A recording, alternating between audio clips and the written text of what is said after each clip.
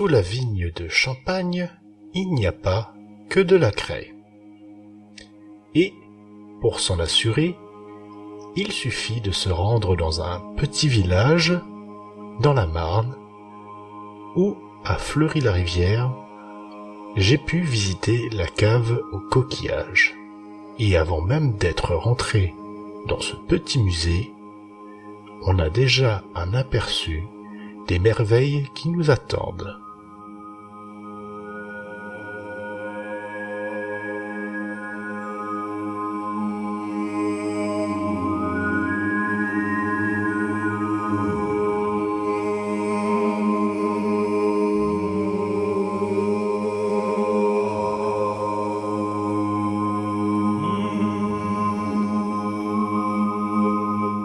Devant l'abondance de fossiles et sachant le temps nécessaire pour réaliser des pièces avec une telle esthétique, on sent déjà que la cave est le résultat d'un passionné.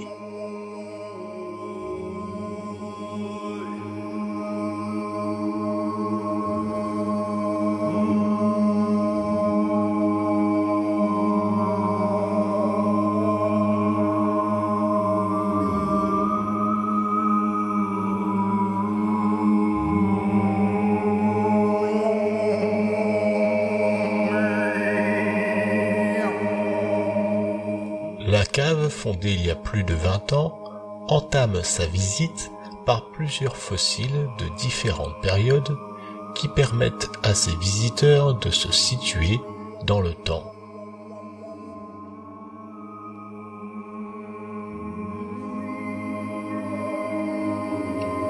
Des premiers invertébrés, en passant par les célèbres ammonites, on avance dans le temps jusqu'au Lutétien moyen, âgé de 45 millions d'années, date à laquelle se sont déposés les sables qui forment la cave, dans laquelle les visiteurs peuvent voir les niveaux à coquilles encore en place.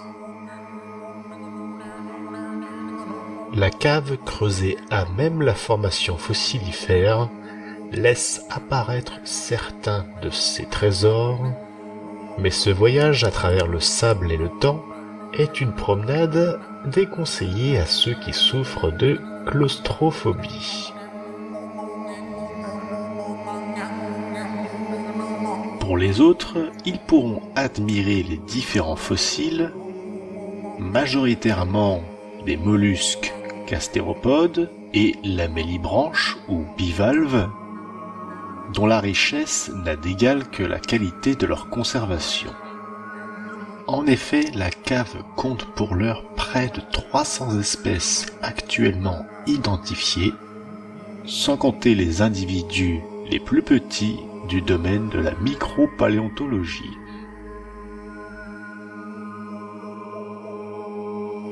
Mais parmi tous les gastéropodes que l'on peut trouver à la cave aux coquillages, il en est un qui a fait la renommée du site. Je veux bien sûr parler du Campanile giganteum, une espèce de gastéropode qui pouvait atteindre près de 60 cm de longueur et qui est considérée comme l'une des plus grandes espèces de ce taxon.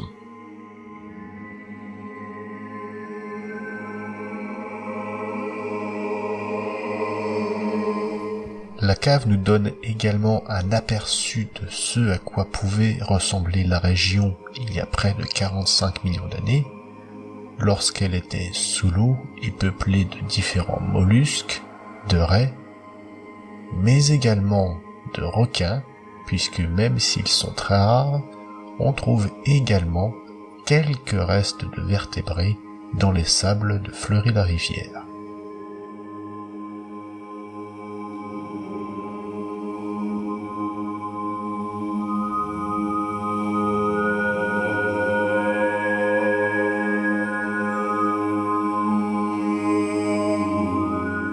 Bien qu'elle soit pour l'heure interdite au public, la future galerie nous est exceptionnellement ouverte.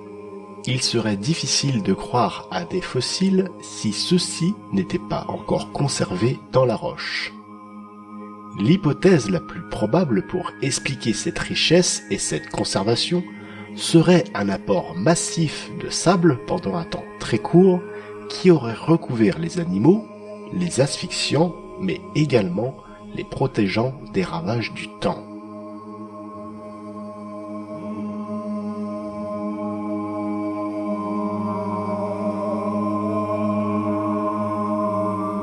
On peut également y apercevoir de magnifiques nautiles, cousins des ammonites. Ces dernières ne seront pas visibles ici, puisqu'elles ont disparu à la grande extinction survenue il y a 66 millions d'années. Et ici, la seule dent de requin qui soit encore prise dans la roche. Le creusement d'un puits permet aux visiteurs de constater la succession de couches de sable et d'observer la présence de niveaux spécifiques à certains fossiles. C'est aussi l'occasion pour notre guide de donner de sa personne et de montrer rapidement le dégagement de plaques à fossiles. Tout au long de notre parcours, nous pouvons voir çà et là des campaniles dépassés de notre chemin. Et même si on a l'habitude de voir tous les jours des fossiles, il est impressionnant de constater la richesse et la qualité des fossiles que nous offre la cave aux coquillages. Il m'a été tout simplement impossible de compter le nombre de campaniles, tant il y en avait. Arrivé à la fin de notre visite, il nous est rappelé l'importance des sols et du terroir dans la fabrication du champagne, puisque la cave est avant tout la propriété d'un vigneron. Il est également rappelé qu'on ne peut pas creuser comme on veut au milieu des sables de Fleury-la-Rivière pour des raisons de sécurité. On accède pour finir au laboratoire où sont dégagés les fossiles, mis en valeur et bien évidemment identifiés afin de connaître l'espèce à laquelle appartient notre individu.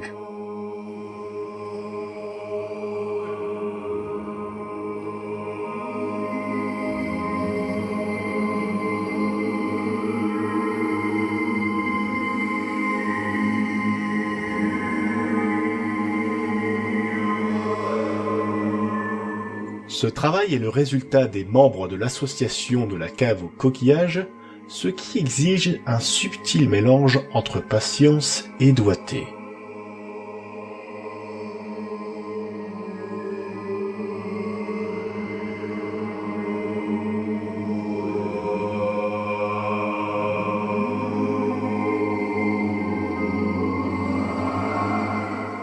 Dans le futur, de nouvelles activités seront proposées au public et on ne peut qu'admirer le travail du maître des lieux afin de faire connaître la richesse de ce site.